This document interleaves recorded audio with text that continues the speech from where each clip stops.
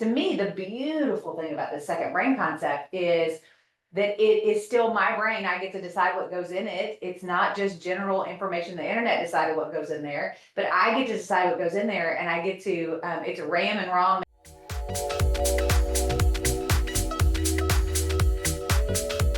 Episode of AI Got This, and once again we are all together in Dallas, which is lovely. Yeah, Great to have you all here. I think everybody remembers Kathy and Lauren. It's going to be an exciting day today. We're going to talk a little bit about the second brain. So we'll give you a little context on that, and then we're actually going to share some stuff and show you some examples of the second brain.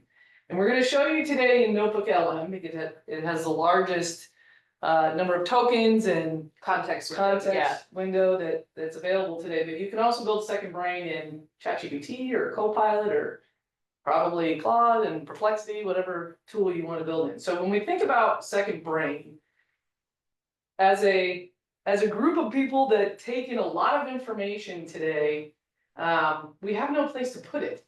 Unless you have books, and I don't know about you, but I don't carry my books around with me to every location that I go to, but sometimes I wish I could. I want to be able to recall that information and bring it up in meetings and have that history. And we're going to show you how to put that in what we're calling a second brain, so that you can pull that up and leverage it in context with whatever you're trying to achieve. And we've got some examples today around an executive coach. We've got one for a student that can translate into like employee reviews, all kinds of good stuff. So as we get started, why don't you guys reintroduce yourselves, just because it's been a hot second since you've been on the show. So Kathy, why don't you go first? Yeah, my name is Kathy Ferguson. I am an audit partner here at Renninger.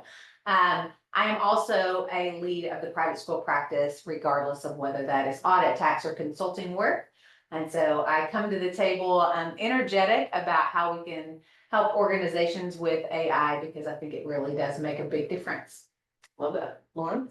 Yeah, Lauren, I'm a director on our AI analytics and automation group. So focused mostly on AI and meeting our clients where they're at in that journey and helping them kind of get to the next level. Yeah, okay. Well, why don't we start with, Kathy, why don't you tell us a little bit about what you think of the second brain?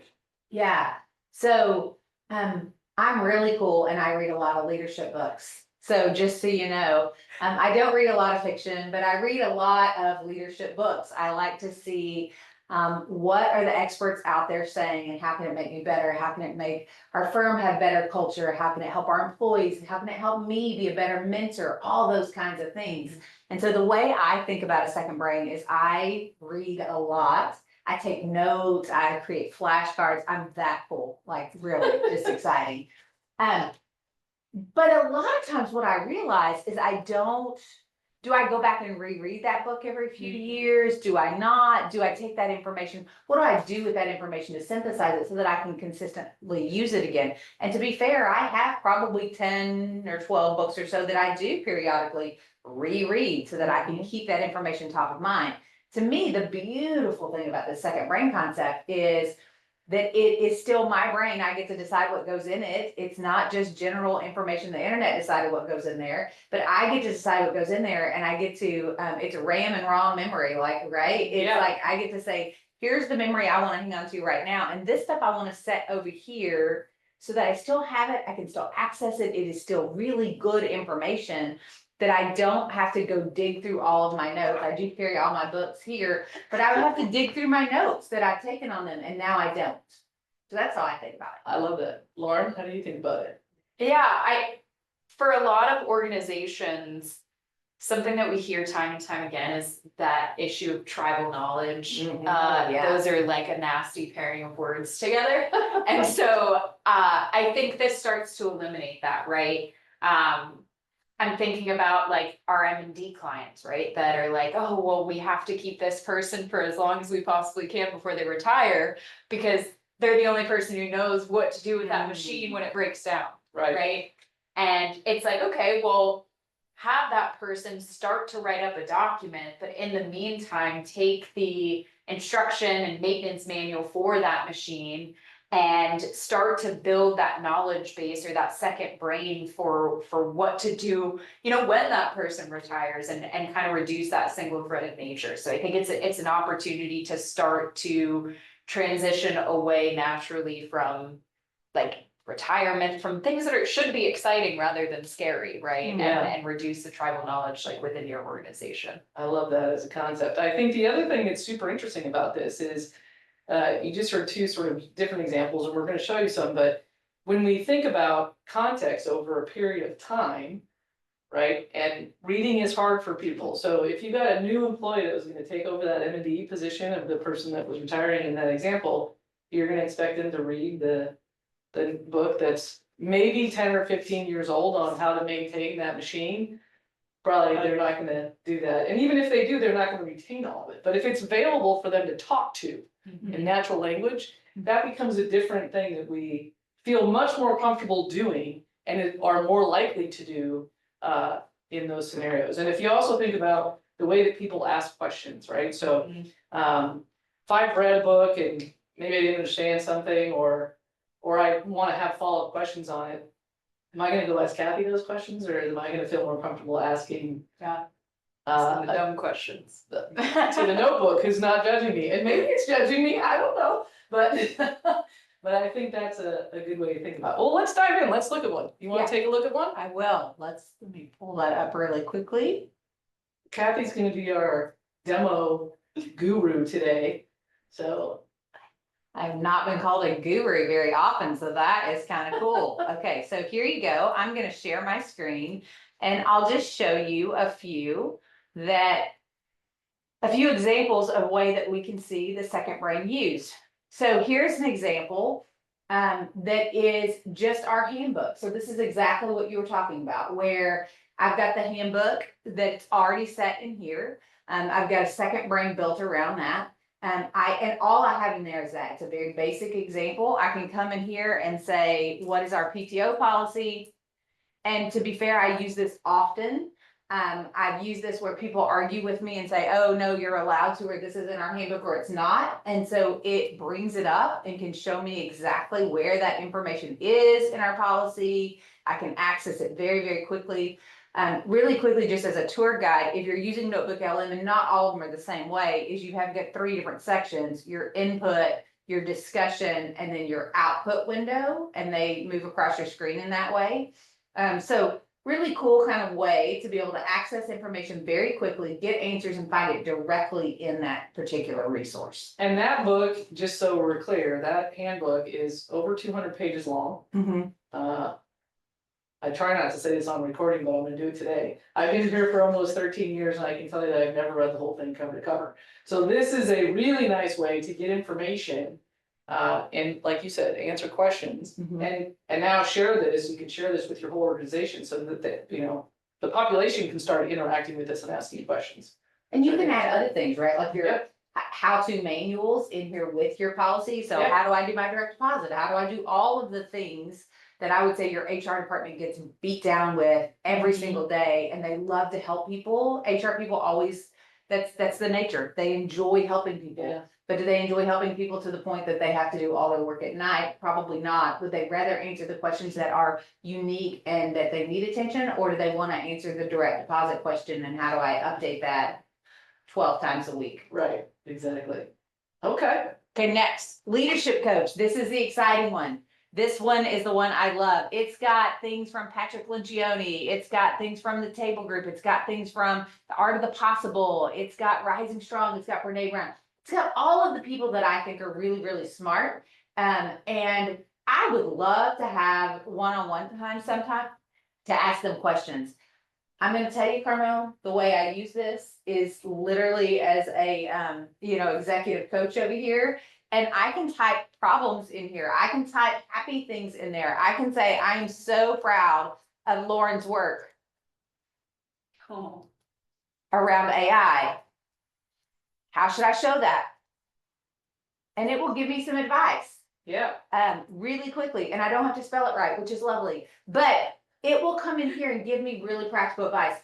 I have used this in very practical manners of when I had a problem with an employee, when I had a problem with a supervisor, and I could vent, I didn't have to worry about, well, I have to phrase this a certain way because I'm talking to a person who has feelings around us.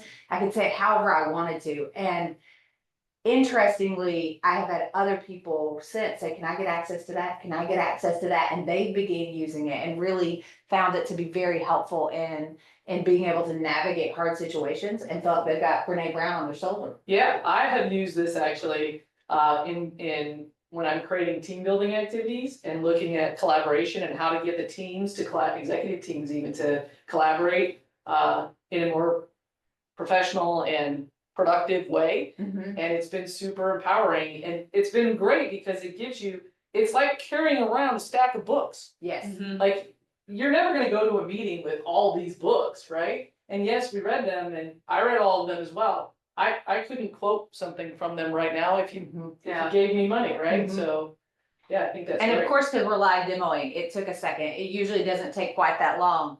But what you'll see here is it's like, oh, I'm so wonderful. It's so wonderful to hear about Lauren's work with AI. And this is some things. Here are some genuine ways to celebrate her and her achievement. And it gives things from Radical Candor, from Working Genius, from some of those other types of resources.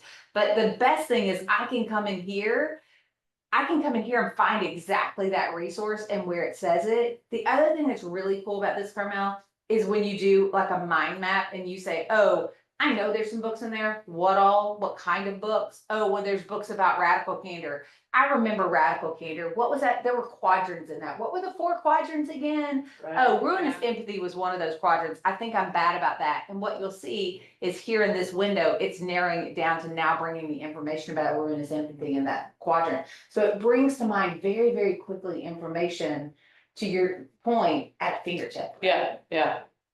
Impressive. Okay.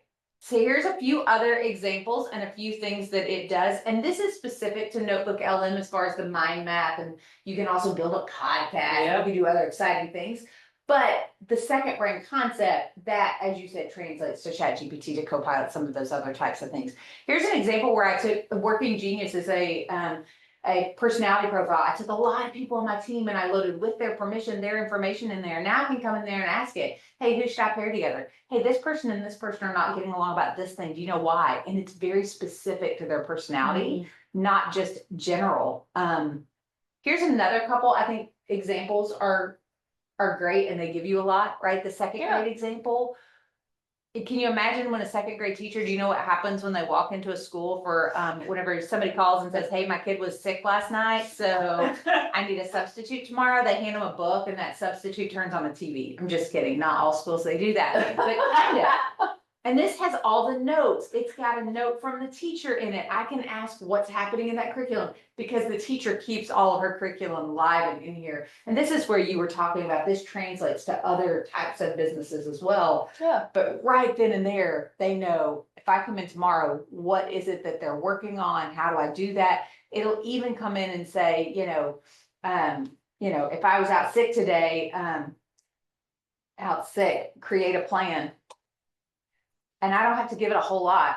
And it will come in and tell me, hey, in this classroom, when the teacher raises her hand and says, class, the class responds, yes, yes. Johnny tends to do this. Susie tends to do this. These are things for you to keep in mind. And it created a class plan for that day that I'm asking for, right? A substitute plan with very specific, here's this, yes, yes. And you can come here and find out where that's at. Cool, right? Very cool. The other thing I like about this, well, one, I'm gonna ask you a question about this in 1 second, but the other thing I like about this, if you're a substitute teacher, if you get that call at 6 in the morning, you know you're jumping in the shower and driving to school. You don't have time to read the whole handbook, but you can dump this into a podcast and now you're listening to the plan on the way to work. I think that's pretty cool. Lauren, how do you translate this to a different industry? What do you think about that? I think it's a lot of it is like new hire orientation, right? Or like developing that plan for onboarding. Hey, here's all the things that I do on a regular basis. Here's all the resources that helped me. Here's my daily tasks, right? Like I think about like our project managers. I would love to hand them something that says, great, here's how you help your project team update their forecasts. Really? Like I would love that, right? Yeah. And it's something that they can reference and have that going forward. So there's not that exchange of information of like, well, here's how I do it, or here's how that person does it. It's like, here's it laid out, here's how I do it. And here's my plan, right? Like every Monday I do this, every Friday I send out status updates via email. And it helps them to guide them and know what they need to do, especially in those early kind of 30, 60, 90 days. Or even like meeting notes, right? Yeah. Like if we have a one Yeah. meeting after another, if we're keeping our meeting notes live, which is something kind of cool, right? Like, so this is where on students, they keep those meeting notes. Yeah. In this particular software, which different softwares does it differently. But if you came down into any of these observation notebooks, which by the way, just so y'all know, this is all fake data. This is not real. We are not showing you the real students' information, but you can come and kick this out into their drive and you can add more information live and then just come right back into this brain and update. Think about that. If you're in any business, you can update the notes, you can record the meetings. The inputs here can also be videos. You can see in the leadership one, there's videos in there. You can take your Zoom meetings, you can load them in there. It's so much can go in that second brain, even board minutes. Yeah. How many times you go to if you're sitting on a board and you go to a board meeting, you've got this month's meeting, and you got all that information about 2 days before. If you have every month's meetings in there and you can go recall that information quickly, it's powerful. I think the other thing, when you look at the Susie one, it has the notes about, if you think about that from a employee review time. Yeah. Right? I've been here for 13 years. Yep. I'm pretty sure, and by the way, I love my boss, but I'm pretty sure that they haven't gone back 13 years and see what my growth pattern has been over 13 years. But how powerful is that to be able to do that and show somebody? I think that it allows you to give really crisp and good feedback. And if you did this in something like Copilot as an example, it can go look for feedback that they've received via email or some other way, right? Whatever's in that system, and bring that in so that you're creating those notes in here. And then you've got a really comprehensive way to look at an employee evaluation, not just for this year, but over the life of the employee. Now you're getting to see, wow, this person's, doing great, or that there's some things that we need to work on, and what are they? And then you start asking the AI, how do we work on those things and help me with a plan? I think this kind of stuff is so powerful for us to be thinking about how we collect this information and use this information. And the thing we love about the brain concept, again, is I mentioned I've been here for 13 years. My boss doesn't have time to go look at 13 years worth of reviews. Right. Like, it's hard enough to write the review, right? So this is if we think about comprehensive learning and comprehensive evaluations, and being able to pull up information that we all have and we have access to, but in a more real-time fashion, is really the thing that I think makes this the most powerful. You know what's interesting about that, Carmel, is you can even have AI help you write it, and you can build, an agent, or you can build different things into this so that they're also being able to use the context to help write the new data for that current evaluation. Yeah, pretty impressive. Okay, I think we're almost out of time. Any last words of wisdom? You know what would be neat is if we did another session and talked about how those agents kind of came in, or how you can use smart things like that to better enhance the actual brain there. Yeah, Yeah, that's fantastic. the context engineering, the instruction behind the brain and how you utilize it. Context engineering, I think that's good. Okay, that'll be our next session then. Next session will be context engineering. Thank you for doing all the demos. I hope everybody got something out of this, and we'll see you next time on AI Got This. Thank y'all.